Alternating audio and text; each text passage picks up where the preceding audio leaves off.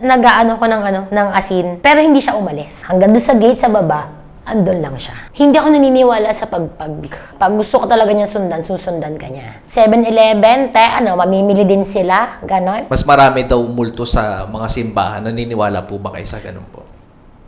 Ito yung kwento ko, yung kwento namin sa swimming, totoo yun. Kung di kayo naniniwala, so be it. Meron siyang nakitang itim na para lang siyang nakalutang na inaabot yung kamay niya habang nakahiga siya sa kalsada. Hindi ako sama sa'yo. Siya, inaakit na siya dun sa ambulansya.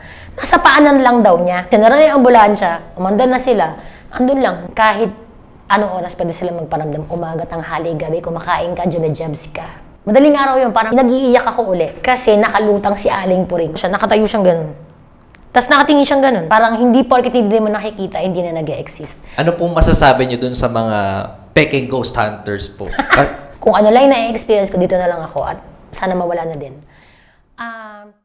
Ang paghahanap ng aming mga guest at pagbabahagi ng kanilang kwento ay nangangailangan ng maraming oras. Pero sa tulong nyo, makakadiscover kami ng mga iba't iba pang mga istorya ng ordinaryong Pilipino. Para sa mas magandang community experience, pwede kayo makipag-usap at magtanong ng kahit ano sa aming mga naging guests at manatiling anonymous sa Discord. I-click nyo lamang ang join button para maging isang exclusive member. Maraming salamat!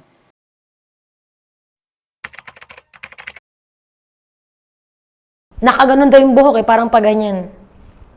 Gusto mo sila makita, hindi sila magpapakita sa'yo. Trip nila yun. The more na na-acknowledge mo sila, the more na sila magiging active sa'yo. May nakasilip dun sa bintana. Nung napagtanto ko na wala siyang muka para mapaalis mo sila, mumurahin mo. Yung harap ng resort, parang damuhan. Tapos may nag-iisang bahay doon na lumang bahay siya, abandon. Bakit ang daming shadow ng paa sa likod? Tuwing sisilip akong ganun, parang hindi kami umaalis. Yung pakiramdam na alam mo, andyan lang siya. Pagtingin ko, merong 3.25. Yun yung 25 ni Moy Moy.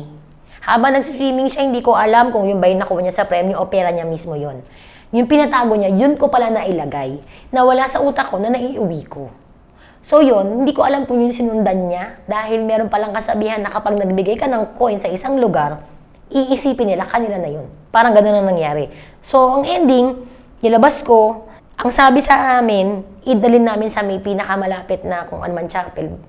Thank God, merong chapel dun sa Marik. Alam niyo yan, kasi kung sino man taga Marik dito, Santo Domingo, meron dun. So yun, nung nilagay na namin doon, tapos dinasalan namin, nagdasal kami, sabi nung asawa ng tatay ng asawa ko, mag-insenso daw kami. Insenso kami, habang nag-i-insenso yung asawa ko kinabukasan, nag-aano ko ng asin, pero hindi siya umalis. Nawala lang siya sa area, hanggang doon sa gate sa baba, andun lang siya. Hanggang ngayon po, nandun pa rin po yun? Or nawala na po? Kasi the whole time na nandun kami, nandun lang siya. Ewan ko lang ngayon, kasi wala na kami doon sa bahay na yun eh. Ayan po, no, tungkol po yun sa mga sumusunod-sunod na ganyan. Kasi di ba po yung tinatawag sa atin na yung pupunta ka daw muna sa isang establishment para doon daw magstay yung sumunod. Kayo po ba may ganong experience po kayo na yung masok kayo sa 7-Eleven tapos lumabas kayo sinundan pa rin po kayo o naiwan na talaga siya doon? Wala akong na-experience na may pinuntahan akong buro na sumunod sa akin yung namatay. Wala. Pero, hindi ako naniniwala sa ewan ko ha, siguro sa inyo naniniwala kayo. Pero, somewhat naniniwala ako. Pero dapat kung nagpapagpag kayo, alam niyo kung saan. Sabi ko nga kanina, nagpagpag kami sa simbahan. Sila Chiclet sa simbahan nagpagpag. Kasi, kung ang tao, parang magnanakaw lang yan or snatcher yan, kahit pumunta ka sa isang bahay, pag gusto ka talaga niya sundan, susundan ka niya. Otherwise, pupunta ka sa presinto, malamang di ka nasusundan yan. Parang simbahan lang din, di ba? Pwedeng dun ka na magpabasbas. 7-Eleven, mamimili din sila, ganon. Hindi talaga. Although, dapat talaga merong may station sila. Gusto nilang sundan, susundan ka nila. Naniniwala ako doon. Yun yung paniniwala ko talaga. Pero yung sa mga po, di ba kasi sabi nung iba, mas marami daw multo sa mga simbahan. Naniniwala po ba kayo sa ganun po? Personally po, may mga nakita po kayo sa simbahan? Hindi ko sila nakikita, nararamdaman ko. Hindi naman kasi porket hindi mo nakikita, hindi naman siya nandyan eh. O baga parang may mga tao na kitain, gaya namin, may mga tao din na nakakaramdam talaga, malakas or manipis ang pakiramdam sa mga ganyang bagay. Kasi lagi silang may explanation yung mga taong hindi naniniwala. Lalo yung mga sa medical terms, parang gano'n, na parang scientifically ganito yan. Scientifically, kasi ang anatomy ng tao hindi malawak din yan eh. So, pwedeng psychological, dementia, explanation, in-explain si ganito. Magkaiba po kasi ang paranormal sa scientifically. Magkaiba yon. So, kumbaga, hindi mo pwedeng i-debunk lahat ng bagay eh. Pwede mo siya i-debunk, gawin mo, debunk mo. Why not? Nasa sayo naman yan. Pero marami na ring proof na talagang nag-e-exist sila. Hindi ko pwedeng ipilitin ng tao na, hindi totoo yung sinasabi ko, totoo yung kwento ko, yung kwento namin sa swimming, totoo yun. O, pwede ko naman sabihin yun eh. Pero kasi, ako yung naka-experience, kami ng pamilya ko, ang naka-experience, kung di kayo naniniwala, so be it. Wala akong magagawa. Na-experience namin eh. Meron pa akong isang pinsan na talagang literal ha, sinadnad, shout out sa'yo, nakakaloka ka. Yung pinsan ko, as in talagang, nakikita niya, literal, physical, nakakausap niya, as in, yun. Kayo po ba, pwede niyo po bang i-describe sa amin yung mga itsura lang po nung mga typical na nakikita po ninyo? Kadalasan wala silang mukha. Or shadow people. Kadalasan ganun. Kasi sa tinitirahan namin ngayon, meron eh. Bata, sa kabilang building, na tumatakbo siya doon sa 5th floor, ganun. Biglang magugulat ka na, may tumatakbo, makikita mo, paalis na siya. Bata, pero itim. Kasing itim lang din ng ganitong ganun. Pero yung nakikita sa pelikula, na parang basag yung bungo, ang daming dugo, nakakatakot yung mukha, naagnas na. Merong instance pala kila Jepoy. Nagiinuman kami noon. Nakita ko siya, para siyang, tinanong ko si Jepoy dun sa iniinuman, bahay nila yon, nasa loob ng car. Napalingon lang akong ganun. Out of nowhere lang. Kasi nakakaramdam ako, feeling ko may mga Kastila dito. May ganun akong factor, minsan, na parang may mga tumirang Kastila dito, ganun. Nakikita ko yung nakaraan, ganun. Parang ganun lang. So sabi ko, napalingon akong ganun. Sabi ko, tinanong ko siya, sabi ko, may nasunog ba dito, ganun. Kinuwento ko sa kanya, sabi ko, may nakikita akong taong sunog. As in, yung parang kung nakikita niya sa pelikula na parang lapnos, dugo-dugo, ganun. Doon sa likod ng kotse, sa loob ng kotse. Pero bihira. Most of the time, shadow, itim. Yan si Moymoy, merong pinaka-recent yan na experience. Grim Reaper. Si Kamatayan. Ano po yung kwento niya po? Recently, na-aksidente yung pamangkin ko na yun. Aksidente siya kasi nag-aano siya yun, parang naglalala move, ganon. So, madaling araw siya bumiyahe. So, parang nangyari, inaantok na yata siya or parang gano'n. Siya yung tumama sa nakapark na bus. So, naging critical siya, although hindi siya nakatulog daw, sabi niya. Sabi niya, tita, di ako nakatulog, sabi niya gano'n. Gising ako. Tapos, sinat ko siya, kasi kinamusta ko yung pinsan ko. Sabi ko, kamusta ka naman? Ano nangyari sa'yo? Tsaka kadal, kasi talagang pag gano'n yung, iputok niya, hiwa, gano'n eh. Kinuwento ko, sabi ko, alam mo, pangalawang buhay mo na yan. Sabi ko gano'n. Sabi ko, literal yan mo, sabi ko gano'n. Kasi yung guardian angel mo nung bata ka, hanggang ngayon, guardian angel mo. Sabi niya, oo nga tayo, sabi niya. Doon niya na nakwento na meron siyang nakitang itim, na para lang siyang nakalutang, na, basta itim lang, gano'n, na inaabot yung kamay niya habang nakahiga siya sa kalsada. Yung gano'n. Sabi niya, hindi niya maintindihan, ba't siya inaabot nung nung itim na yon? Nakalutang lang. Napagtanto ni Moymoy na may something, sinasama siya kung saan, parang gusto siyang kunin. Hindi ako sama sa'yo. Bata pa mga anak ko, maliliit pa mga anak ko, hindi. Parang ganun sabi ni Moymoy. Kwento niya to. Ang sabi daw, naririnig niya yung mga medic, yung mga rescuer, sabi na sa kanya, Sir, wag ka na magsalita, sir. Siguro sana yung mga medic sa mga ganung insidente na nagsasalita ang pasyente. Sabi niya, hindi, ayoko, maliliit pa yung mga anak ko, daw sama sa'yo. So, nung inaakit na siya sa stretcher, inaakit na siya dun sa ambulansya, nasa paanan lang daw niya.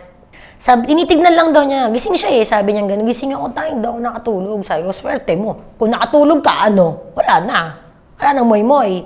Sabi ko gano'n. Nandun lang doon sa paanan niya. Hindi daw sumakay ng ambulansya.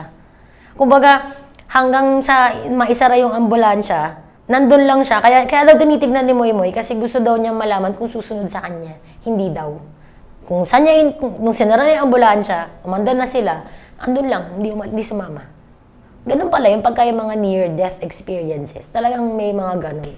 Kayo po, pagka nakaka-experience po kayo ng paranormal, kailan nyo po siya usually na-experience? Kasi di ba meron po yung 3 a.m. yung tinatawag yung devil's hour. Wee Sabi hours. nila mas malakas daw pag ganun o mas marami. Totoo po ba yung ganun? Naniniwala po kayo sa ganun? O kahit umaga, meron naman? Totoo naman yung wee hours. Yung parang mocking of the Holy Trinity. Basta na tinatawag sila din eh, the mocking of the Holy Trinity, parang ganon. Yung 3 a.m. Pero para sa akin based on my experience and other people's experiences, hindi. Kahit anong oras pwede sila magparamdam, umaga, tanghali, gabi, kumakain ka, jumejabs ka. Nanonood ka ng nakakatawa, bigla ka matatakot kasi nandyan lang sila. Gusto nila magparamdam mamaya, oo, mangyayari yon. Ganon sila. Parang alas 3 din to nangyari. Kasi pumunta kami sa isang kaibigan namin, si Kim, na yun nga, nag-inom lang kami doon, kwento-kwentuhan, banding-banding. Sa isang lugar, minsan nakakaramdam ako na meron something dito. So sabi ko doon kay Kim, sabi ko, kwento-kwento lang ng tungkol sa bahay nila, ganyan-ganyan. Sabi ko, meron something sa may dirty kitchen nyo. Sabi niya, meron dyan. Bago pa siya magkwento, sinabi ko na kung sino, matanda. So eventually, pag uwi namin, nandito rin yung kaibigan ko before, na basta yun. Tapos, nanonood kami ng movie. Tapos nakahilera kami pag paslant. Maya-maya, nagulat na lang yung katabi ko, yung kaibigan ko, tsaka yung asawa ko. Nagsisigaw ako at nakaganon ako. Madaling araw yun, parang mga 3 a.m. na nga rin yun. Yung parang minura ko siya. Dito, ganon. Nag-iiyak ako uli kasi nakalutang si Aling Puring. Bakit Aling Puring? Yun yung tawag niya doon sa, tawag ng kaibigan ko, doon sa entity na sumunod sa akin. Sundanin nga kasi talaga ako. Yun nga, kumbaga parang as much as possible, ayoko silang i-acknowledge. Kumbaga parang, well, dapat man talaga, kung hindi mo naman kailangan i-acknowledge, huwag mo na-acknowledge kasi susundan ka niyan. Eventually, susundan ka niyan kasi nakita mo na siya, alam niya, nakita mo na siya. Mayroon po ba kayong parang random na experience po? Yung parang tipo nagko-commute lang kayo tapos biglang sumulpot na lang ganun? Meron sa SM. Nag-SM kami noon sa, dati siyang Evergotesco sa Cainta. So, matatandaan to ng mga taga-Kaintay. So, meron doon, lumang, SM na siya noon. Pero meron pa ring stock room doon sa gilid ng SM na hindi pa nagigiba. Parang ganun. So, parang doon yung kantin. Tama, kantin siya noon. Pero, merong parang pintuan dito. Kasi ang merong entrance ang SM, meron ding back entrance. Hindi, walang back entrance, merong side entrance. Yung side entrance, doon yung pa-parking na. So, doon kami pumunta kasi may smoking area doon. So, pumunta kami doon. Out of nowhere, patawid na kami doon sa may stock room na naka-open yung pintuan. Hindi ko alam kung bakit ako napalingon na gano'n. Hindi ko rin talaga alam. Nung paglingon ko, may nakita akong parang, alam mo yung uniform na dress, jumper dress hindi ko alam kung itim or whatever. Tapos yung long sleeves niya na puti. Kaganyan lang siya. As in, ganyan lang siya. Nakatayo siyang ganun. Tapos nakatingin siyang ganun sa labas ng pinto. Na tamang-tama naman, dumaan ako. So sa akin siya nakatingin. Ganon. Tapos nagulat yung asawa ko kasi nauna siyang maglakad eh. Nagsisigaw na ako. Sabi ko, no, ganon. Ganon yung ako kasi pag nakakita ng ganun biglaan, nakakalimutan ko na nasa public place pala ako, nakakalimutan ko na. Kasi makakatakot talaga sila, hindi unexpected eh. So sabi ko, binalikan ng asawa ko, baka may tao naman talaga kasi, pero naka-uniform, tapos nakaganon lang, tapos titingnan ka, bungol ka pag ganon, trip mo lang, hindi naman November, wala namang mascot ng pag-ghost dyan sa mall. So binalikan ng asawa ko, wala naman. Doon na ako napraning. Sabi ko, iyak na ako ng iyak. Sabi ko, hindi, ayoko. Yun ang sinasabi ko lagi. Kasi ayoko talaga makakita. Minsan po ba nalilito kayo? Kasi di ba nga po, nakakita kayo from time to time. Minsan po ba nalilito kayo na baka mamaya tao pala talaga to nakikita ko or paranormal? O hindi naman na po, parang sure talaga kayo na ano talaga to? Yun nga, may instances ako na gusto kong i-sure. Although nararamdaman ko may something na. Pero gusto ko talagang malaman na, multo ka ba? Baka hindi naman, napapraning lang ako. Psychological. Kasi may mga ganun psychological, natatakot ka. Lalo pag alam mo yung history ng lugar, may ganun Pero yun nga, nadidistinguish ko naman siya. Kasi sa may kasabihan nga, di ba? 100 taong nakakasalubong mo sa kalsada, hindi mo alam baka isa dyan hindi na tao. Ito po, in scientific, ano naman po, no? Sa mga doktor po, parang naisipan nyo na po ba magpatingin? Kasi, di ba po, merong mga parang sakit na nagkakos ng hallucinations. Baka mamaya, hallucination lang siya. Kahit na yung iba rin may mga experience po. Baka mamaya, ganun lang. Naisipan nyo po bang ganun? Oo, kasi every now and then, kasi dati akong call center agent for 10 years. So, meron kaming health card. So, every now and then, pag gusto ko magpa-check up, may nararamdaman ako sa sarili ko, lagi sumasakit ulo ko, nagpa-neural na rin ako, meron akong kilala doon. Wala namang something na psychological problem sa, gano'n, or mental, gano'n. Wala naman.